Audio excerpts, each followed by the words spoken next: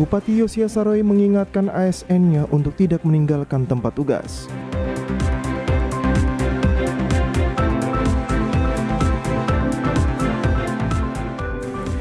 PWI Papua Barat menggelar UKW Angkatan ke-7.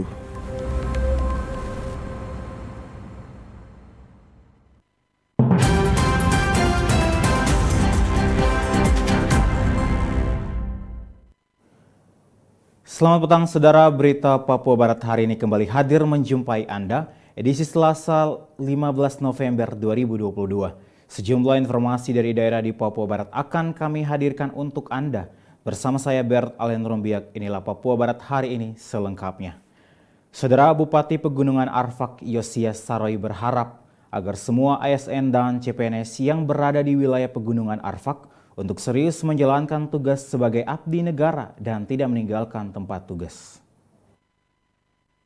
Hal ini dikatakan Bupati Arfak Yosia Saroy ketika memberikan arahan kepada para pimpinan OPD, ASN, dan CPNS yang berlangsung di halaman kantor Bupati Anggi. Menurut Bupati, ketidaktersediaan fasilitas bukan merupakan suatu alasan untuk meninggalkan tempat tugas dan bermalas-malasan. Namun, sebagai ASN yang baik, haruslah dapat memberi contoh yang baik bagi para CPNS yang berada di dataran Pegunungan Arfak. Bupati menambahkan di hari jadi yang ke-10, Kabupaten Pegunungan Arfak terus berbenah di mana seluruh aspek pembangunan saat ini terus dikerjakan, terutama pembangunan infrastruktur jalan yang menghubungkan beberapa kabupaten dan distrik.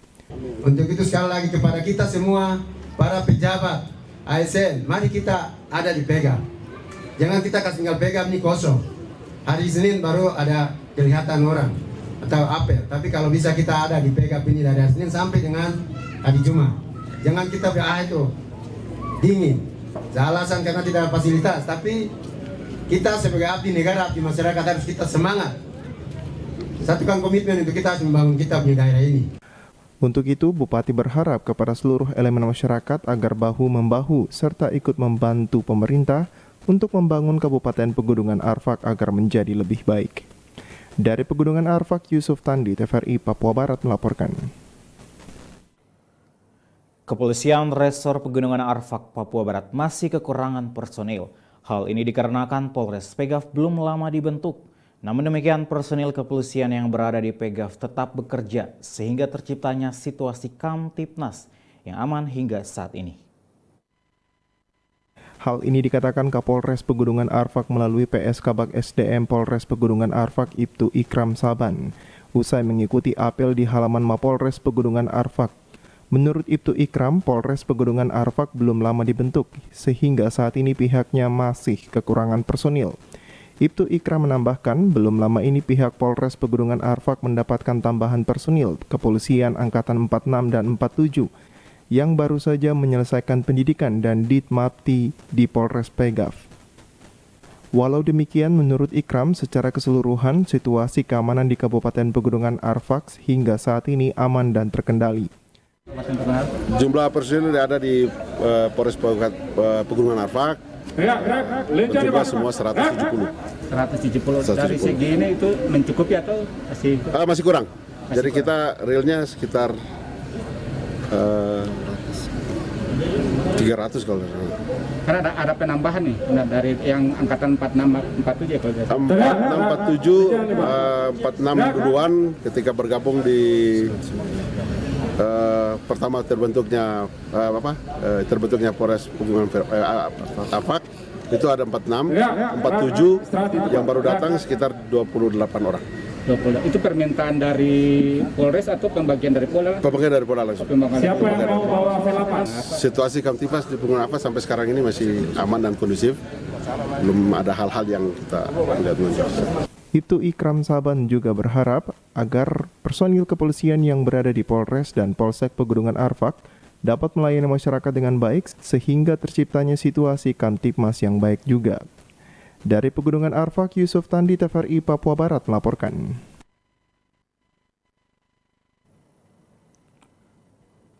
Saudara, Forum Komunikasi Lintas Masjid Indonesia Papua Barat menyatakan komitmen mereka dengan mendukung Dominggus Mandacan untuk maju pada Pilkada 2024. Hal tersebut disampaikan dalam pertemuan akbar umat muslim se-Papua Barat. Papua mendukung Domingus Mandacan untuk maju pada Pilkada tahun 2024 merupakan pembahasan penting yang dilaksanakan pada kegiatan pertemuan akbar umat muslim Papua Barat bersama dengan Domingus Mandacan. Umat muslim yang ada pada pertemuan tersebut berasal dari 9 kabupaten dan 1 kota di Papua Barat yang tergabung dalam Forum Komunikasi Lintas Masjid di Indonesia Papua Barat. Ketua Forum Komunikasi Lintas Masjid Indonesia Papua Barat Muhammad Walai dalam sambutannya mengatakan, semua umat muslim di Papua Barat mempunyai tugas dan tanggung jawab mendukung kebijakan Bapak Domingus Mandacan dalam seluruh kebijakan keumatan di Papua Barat. Forum Komunikasi Lintas Masjid di Indonesia Papua Barat siap mendukung Domingus Mandacan untuk maju pada tahun 2024 mendatang. Kemarin mempunyai tanggung jawab dan tugas, yaitu mendukung segala kebijakan Bapak Dr. Anus Domingus Mandacan dalam seluruh kebijakan keumatan khususnya, memberikan masukan-masukan terkait dengan program keumatan. Untuk itu, kami merasa dan memandang perlu bahwa award ini harus diberikan. Forum Komunikasi Lintas Masjid Indonesia Papua Barat mempunyai progres bukan hanya selama Bapak Dr. Anus Domingus Mandacan menjadi gubernur, tetapi setelah selesai menjadi gubernur Papua Barat, progres Forkolimasi tetap berjalan sampai 2024 dan Forkolimasi Papua Barat siap membackup, siap mendukung Bapak Dr. Anus Domingus Mandacan dalam Pilkada 2024 untuk menjadi gubernur periode berikutnya. Domingus Mandacan, Kepala Suku Besar Arfak dalam arahannya mengatakan Papua Barat adalah rumah kita bersama yang terbagi dalam 12 kabupaten dan 1 kota, di mana rumah kita bersama kita harus tinggal bersama dan hidup rukun bersama. Itu yang harus menjadi komitmen bersama. Kabupaten kota di Papua Barat itulah Manokwari. Ini adalah rumah kita bersama. Ya, rumah kita bersama yang kita harus tinggal sama-sama, kita hidup rukun dan damai, ya. Ini komitmen kita. Ya, Manokwari punya moto itu kan, Manokwari untuk semua, semua untuk Manokwari. Berarti ini rumah kita sama-sama yang harus kita tinggal sama-sama, kita hidup rukun dan damai, dan bagian ini harus kita jaga. Dan ini visi saya ke depan seperti itu, untuk tetap saya jaga ini karena memang selama ini terima kasih banyak 5 tahun ya umat. Diharapkan melalui pertemuan umat muslim se-Papua Barat yang tergabung dalam Forum Komunikasi Lintas Masjid Indonesia Papua Barat, diharapkan satu suara satu tujuan membangun Papua Barat ke arah yang lebih baik lagi. Jimmy Tabisu TVRI Papua Barat melaporkan. Dinilai sebagai pemimpin yang visioner dan nasionalis, Forum Komunikasi Lintas Masjid Indonesia Provinsi Papua Barat memberikan award kepada Dr. Anus Domingus Mandacan. Pemberian award oleh Forum Komunikasi Lintas Masjid Indonesia Provinsi Papua Barat pada acara pertemuan akbar umat muslim se-Papua Barat bersama dengan Domingus Mandacan pada Senin 14 November 2022 di salah satu hotel di Kota Manokwari. Pemberian award diserahkan langsung oleh Ketua Forum Komunikasi Lintas Masjid Indonesia Provinsi Papua Barat Muhammad Walai kepada Domingus Mandacan serta Ibu Yuliana Mandacan. Ketua Forum Komunikasi Lintas Masjid Indonesia Provinsi Papua Barat Muhammad Walai mengatakan alasan Domingus Mandacan diberikan award karena selama 5 tahun kepemimpinan Domingus Mandacan Provinsi Papua Barat aman, sehingga dengan penghargaan yang diberikan seluruh umat muslim di 9 kabupaten dan 1 kota di Provinsi Papua Barat, berharap periode 2024-2029, Domingus Mandacan dapat kembali memimpin Papua Barat. Dan juga seorang mama yang sangat bijak, yang sangat hebat, 5 tahun mendampingi Bapak dalam sebuah karya dalam membangun Provinsi Papua Barat ke depan. Maka pemberian award ini merupakan satu harapan penuh seluruh umat Islam Papua Barat kepada Bapak Dr. Anus Domingus Mandacan untuk memimpin Papua Barat 2024-2029. November 2022, Forum Komunikasi Lintas Masjid Indonesia Papua Barat seluruh 9 kabupaten 1 kota memberikan award atau penghargaan kepada Bapak Dr. Anus Domingus Mandacan MC dan Mama Yuliana dalam sebuah penghargaan merupakan satu kebanggaan kita bersama untuk memimpin Papua Barat 2024-2029. Terima kasih. Dengan diberikannya award kepada Domingus Mandacan yang juga sebagai Kepala Suku Besar Arfak, diharapkan semua umat muslim di Papua Barat dapat bersatu bersama bergandengan tangan untuk mendukung Domingus Mandacan sebagai pemimpin di Papua Barat. Jimmy Tabisu, TVRI Papua Barat melaporkan. Informasi selanjutnya akan hadir setelah jeda berikut ini. Tetaplah bersama kami.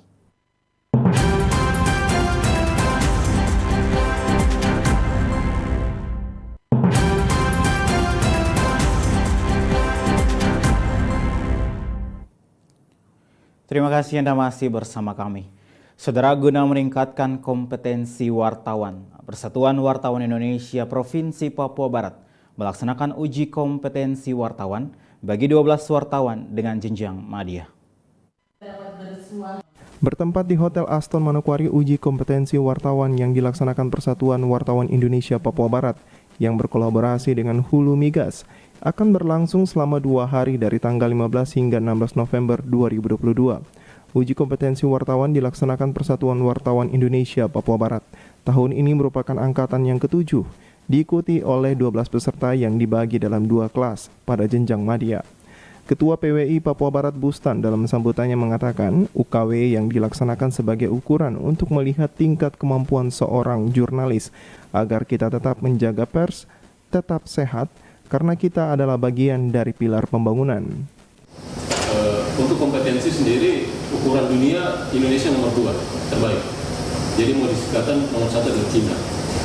Jadi ya artinya berbagai upaya yang sudah dilakukan oleh Dewan Pers dengan asosiasi pers ya artinya untuk menjaga pers kita tetap sehat. Gitu. Pers kita harus tetap sehat karena kita bagian dari pilar demokrasi yang juga bagian dari untuk menjaga proses-proses demokrasi berjalan di negara ini. Endro S. Effendi, perwakilan PWI Pusat, yang juga sebagai tim penguji mengatakan uji kompetensi merupakan hal yang perlu dilakukan agar dapat melihat betul-betul wartawan yang berkompeten dan yang tidak berkompeten. Hingga saat ini data pelaksanaan UKW di PWI Pusat sudah 670 angkatan di seluruh Indonesia. Dan uji kompetensi ini adalah hasil dari Piagam Palembang di 2010, kesepakatan dari media-media besar, media-media mainstream dan juga asosiasi pers, asosiasi profesi untuk mengatur. Karena sejak era reformasi 99 ketika undang-undang pers muncul, ada banyak sekali yang tiba-tiba jadi wartawan. Ya, nah karena itulah elemen pers perlu mengadakan kesepakatan adanya uji kompetensi untuk betul-betul melihat mana yang kompeten, mana yang tidak. Subagio, Kepala SKK Migas Wilayah Maluku Papua dalam sambutannya menghimbau agar pers di Papua Barat dapat mendukung kegiatan Hulu Migas di Papua Barat dengan memberikan informasi berita yang berimbang. Tahun 2021 Pak Adil Mas ya, kita sudah mulai masif Mas, artinya sekarang ada pertambangan sudah ngebor, habis ini nanti Petrogas, kemudian Genting Oil, sama Ibadari nanti di timnya Canggu. Nanti tentunya para hadirin, para teman-teman semua, ya wartawan nanti mohon supportnya, artinya perbedaan yang berimbang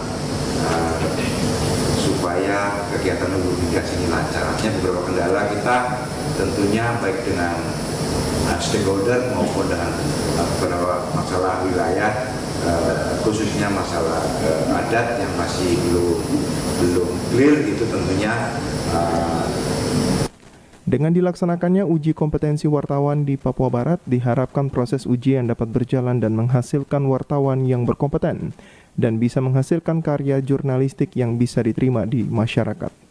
Jimmy Tabisu, TVRI Papua Barat melaporkan. Mendukung registrasi sosial ekonomi atau Reksosek yang bertujuan agar memperoleh data yang akurat dari masyarakat telah berlangsung sejak 15 Oktober hingga 30 November. Senin sore kemarin berlangsung talk show yang bertemakan Siap Sukseskan Pendataan Reksosek, Siap Wujudkan Masyarakat Adil dan Sejahtera. Selamat datang juga kepada Ketua Tim. Dalam talkshow dengan tema Siap Sukseskan Pendataan Reksosek, Siap Wujudkan Masyarakat Adil dan Sejahtera yang berlangsung Senin sore di salah satu hotel di Manokwari yang diselenggarakan oleh Kementerian PPN Bappenas.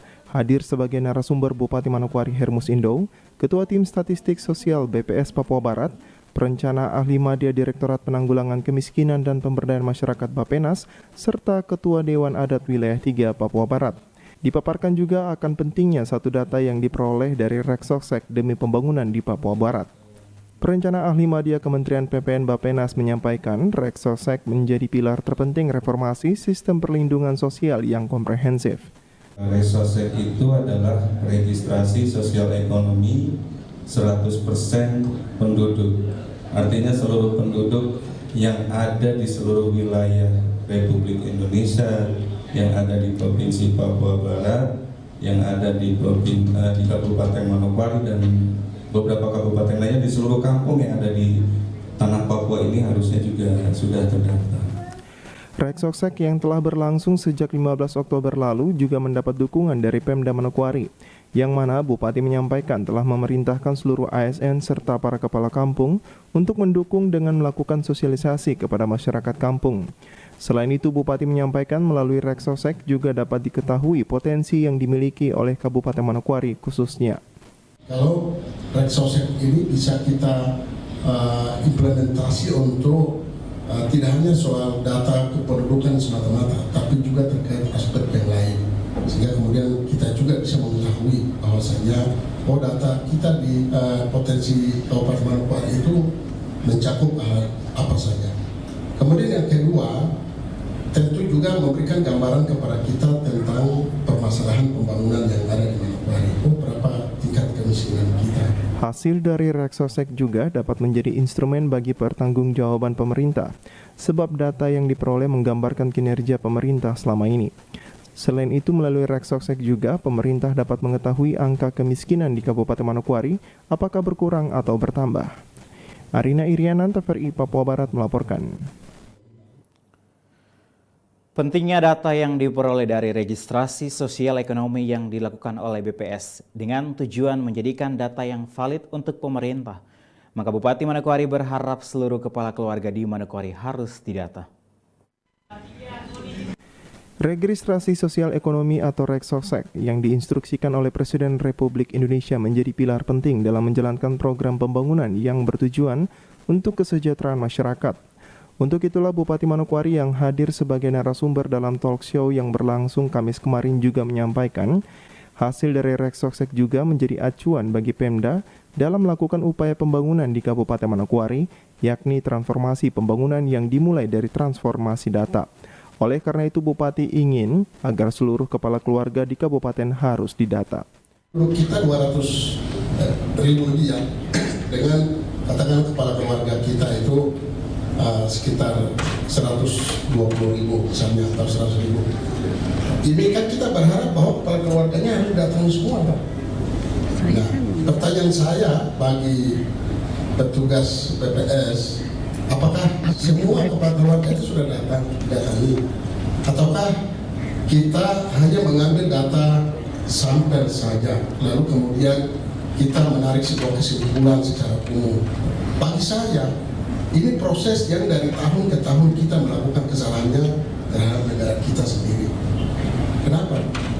Memang harus wajib kalau mau tahu data yang sebenarnya, datangi semua. Harus datangi semua. Kita tidak bisa mendatangi 5 orang kemudian berkesimpulan untuk yang jumlahnya banyak itu. Diketahui total angka kemiskinan di Kabupaten Manokwari sebesar 21% dari penduduk Manokwari. Diharapkan dari hasil Reksosek data kemiskinan dapat berkurang. Data tersebut dapat menjadi data akuntabilitas Pemda sekaligus menjadi gambaran bahwa Pemda tidak tinggal diam namun bekerja dengan baik. Misalnya bicara kemiskinan, 21% tadi kita di Manokwari itu sebarannya di mana saja. Kemudian di situ siapa yang miskin. Kemudian yang miskin, indikator yang dipakai untuk menilai yang bersangkutan yang miskin itu apa? Karena setiap orang yang miskin tidak mungkin diberlakukan semua indikatornya sama. BPS menerapkan 14 indikator. Tetapi kemudian 14 indikator itu semua yang miskin itu tidak bisa memenuhi itu semua. Ada yang miskin karena indikator-indikator tertentu. Lebih lanjut disampaikan Bupati bahwa Pemda akan bersama-sama DPRD siap untuk mengeluarkan regulasi terkait tentang data pembangunan. Selain itu akan dibentuk forum data yang diharapkan dapat bersinergi dengan BPS. Arina Irianan, TVRI Papua Barat melaporkan. Saudara, jelang hari jadi Kabupaten Pegunungan Arfak yang ke-10 pada 16 November besok, panitia menyelenggarakan Jalan Sehat yang dipimpin langsung oleh Bupati Yosia Saroy dan didampingi oleh unsur Forkopimda. Jelang hari jadi Kabupaten Pegunungan Arfak yang ke-10 yang akan diperingati dalam upacara pada Rabu 16 November 2022 besok, panitia menyelenggarakan Jalan Sehat yang diikuti oleh Forkopimda dan para ASN serta seluruh masyarakat. Seluruh masyarakat pun sangat antusias untuk datang dan memenuhi halaman kantor Bupati. Setelah itu para peserta Jalan Sehat langsung dilepas oleh Bupati yang didampingi unsur Forkopimda. Bupati Pegunungan Arfak Yosia Saroy saat memberikan arahan menyampaikan sesuai Undang-Undang Nomor 24 Tahun 2012, saat ini Pegunungan Arfak memasuki usianya yang ke-10 tahun. Dengan jumlah permasalahan yang dihadapi, namun Bupati tetap optimis dan bersemangat untuk melayani masyarakat. Dan PEGAP berdasarkan Undang-Undang Nomor 24 Tahun 2012. Puji nama Tuhan, tidak terasa Kabupaten ini sudah memasuki usia yang ke-10. Ibarat manusia, berarti ini masih anak-anak ya, masih anak-anak. Seperti mungkin anak-anak yang SD ini ya. Ya, tapi kita juga berbenah diri, kita juga menghadapi permasalahan, kesulitan daerah yang ada, tapi kita juga tetap semangat, tetap kita ada, sebagaimana kita ada untuk melaksanakan tugas pemerintahan, pembangunan dan juga pelayanan kepada masyarakat yang ada di Kabupaten Pegunungan Arfak. Bupati juga berharap dan mengajak seluruh masyarakat Pegunungan Arfak agar tetap menjaga keamanan agar roda pembangunan dapat berjalan dengan baik. Dari Kabupaten Pegunungan Arfak, Yusuf Tandi, TVRI Papua Barat melaporkan. Informasi tadi sekaligus menutup jumpa kita pada Papua Barat hari ini, edisi Selasa 15 November 2022. Mewakili seluruh kerabat kerja yang bertugas, saya Bert Allen Rumbiak pamit undur diri dari hadapan Anda. Terima kasih atas kebersamaannya dan sampai jumpa.